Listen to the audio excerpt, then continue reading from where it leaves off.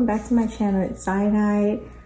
Today in this video, this is another highly requested video that I have been getting from everyone, and then basically it's the reading manga part 2.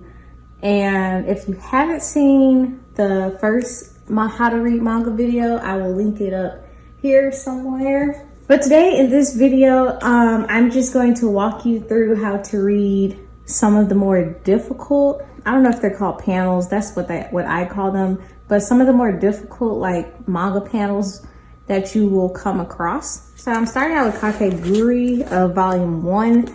Also, excuse my nails, I am in need of getting them done. I have not been able to because of COVID. Some of these nail shops, they close and they don't reopen, so excuse my nails, I'm sorry. So now, if you've seen the first how to read manga video, then you'll know that there's a basic flow of reading manga. And essentially that flow is basically you going from the right to the left, back down, like diagonal, and then starting over from the right to the left. Back down, to the right, and then to the left, down and to the right. So if you could draw a line and it would look like a zigzag, kind of, you know. I've come to realize that there are some panels that are just not like that. And when I say panels, I mean like, for example, you know, like this whole section right here may be its own panel. This whole section may be its own panel.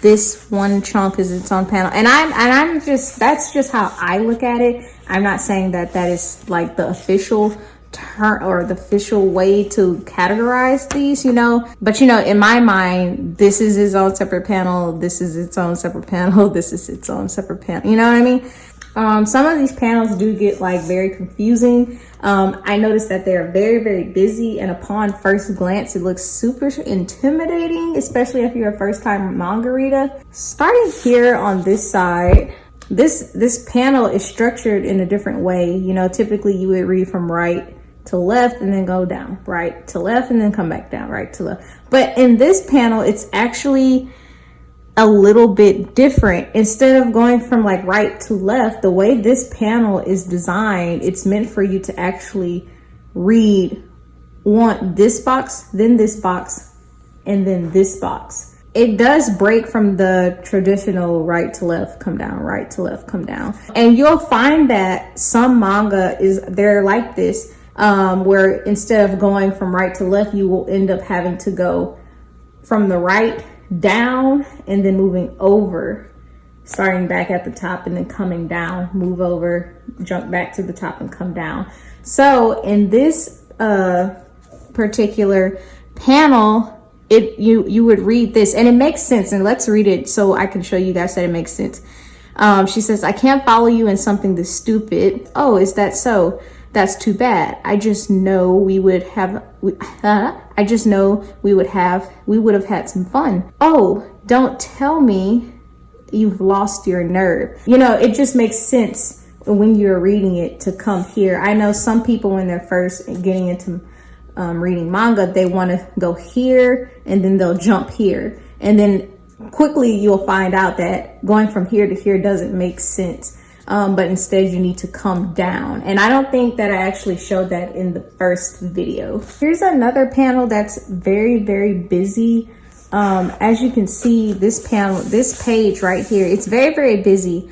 And I'll say one thing, that Kakegurui, they're consistent with having like panels within panels, and I'll show you that a little later. But you wouldn't go from this small box and then jump to reading these other ones. You know, you would read this box, then come over and read this.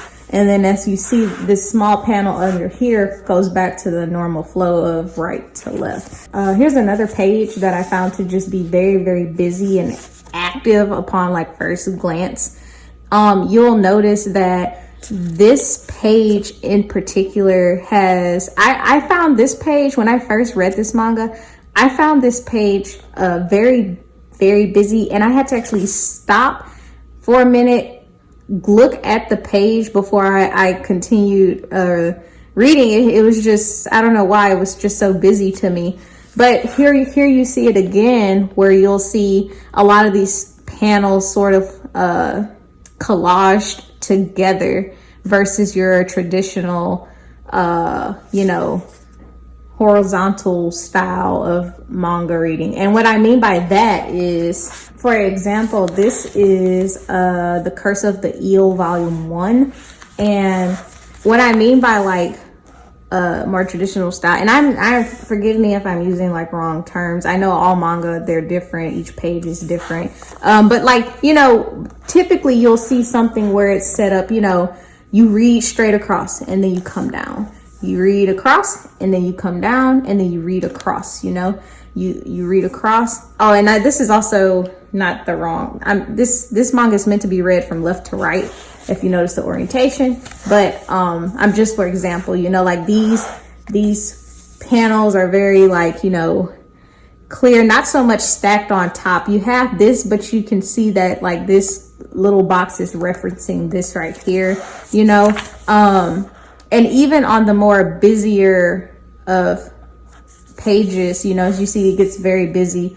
You know, you go right to left, come down, right to left, come down, right to left, come down. Kakegurui, you kind of have this thing where it's kind of like right to left, but don't go all the way left. Come down first, and then don't go all the way down, but come back up. So when you look at this page, it on first glance, if you're a new reader, it is confusing to an extent, because you're going from this box to here, you're coming down reading this, and then you go up here, you go down, and then you come up here, you read all of this, and then you come back down here and over. So the way some of these pages are structured, it can be very confusing. And then looking at this page, it's one of the less busier pages. But there's one thing also that I do like about Kakegurui that I didn't really notice about some of the other manga I've read.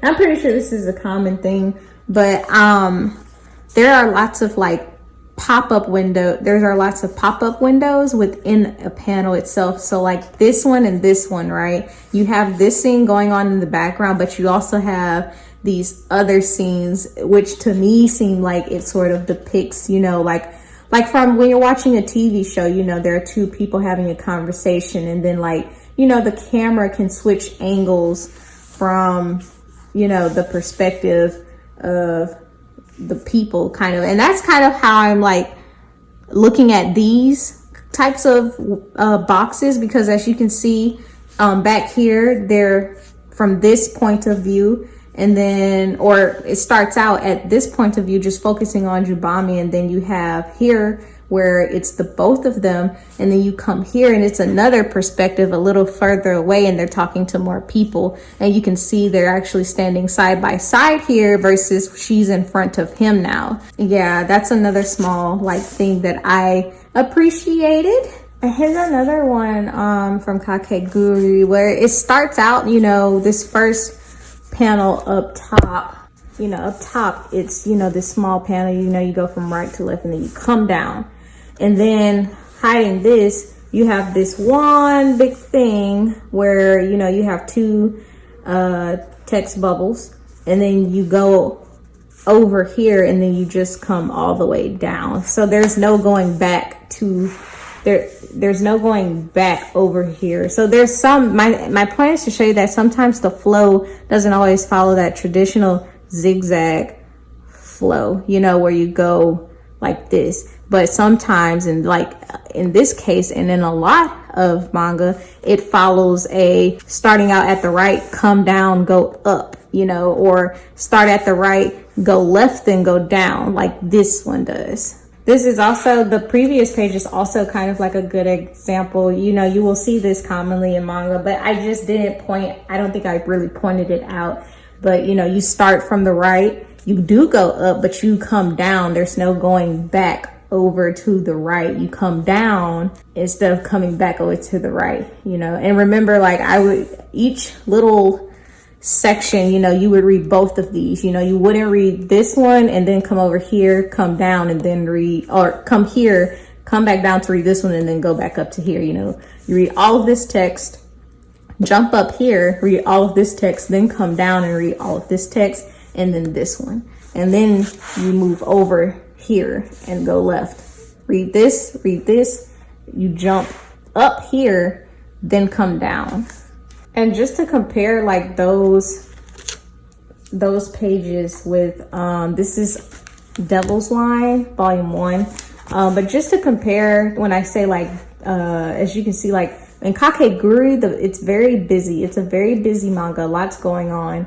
A lot of the times, I think more people will run into, you know, pages that look more like this, you know, where it's very clear that you read from here to here, from here to here. And then like you get confused, like, do I come here or do I jump back down? And so if you read this is a trick that I would do, especially starting out reading manga, is if you're not sure where to read or like what the flow is supposed to be, then you can always like read it in each separate each direction. So we'll read it in this one direction, and then I'll read it in the other.